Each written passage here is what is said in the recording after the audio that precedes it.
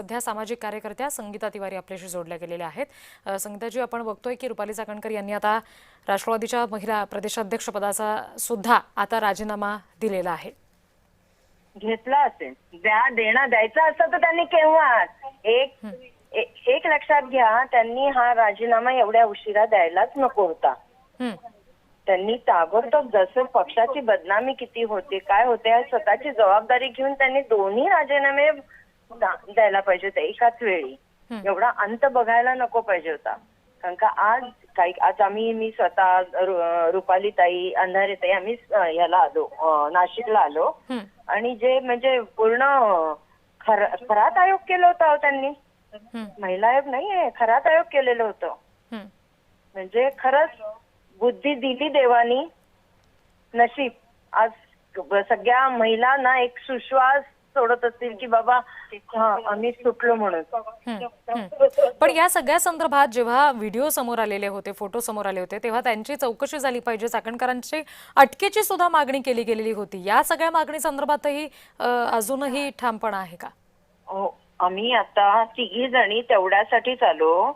आम्ही सीपी साहेबांना भेटलो, पण त्यांच्याकडनं सगळी ती केस SIT कडे गेली। मग आम्ही यांना सातपुते मॅडमला भेटलो आणि आम्ही त्यांना मागणी हीच केली की त्यांना सह आरोपी करून गुन्हा दाखल करा। कारण 1 वर्षांच्या पूर्वीच हे उघड झालं होतं, तरीही त्या भोंदूबाबाची साथ देत होत्या। याचा अर्थ she is a partner in a crime. त्याच्यामुळे त्यांच्यावर निश्चितच गुन्हा दाखल झाला पाहिजे।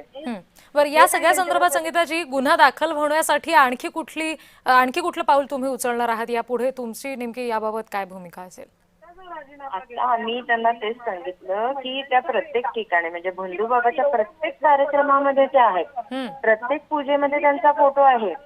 जी लोक ते तिथे घेऊन जात होते, आता बऱ्याच लोकांनी आम्हाला फोटो दाखवले त्यांचे की ती बाई महिला आयोगात बसत होती, त्या नाशिकला खरातांच्या फार्म हाऊसवर बसून काम करत होती। हा संभ्रम निर्माण झाला आम्हाला। तर त्याच्यामुळे आम्ही हेच म्हणू की जे पुरावे आहेत त्याच्यावरनं तिला अरेस्ट करायला, कारण का एवढ्या मॉलेस्ट केल्यात, छोट्या छोट्या मुली मॉलेस्ट केल्यात, महिला मॉलेस्ट केल्यात, तर उशिरा का होईना परिणिती आली आणि त्यांनी राजीनामा दिला आणि आज आमच्या महिला खरंच खुश असतील। बरं, संगीताजी धन्यवाद, आपण जय महाराष्ट्राला ही प्रतिक्रिया दिलीत यासाठी।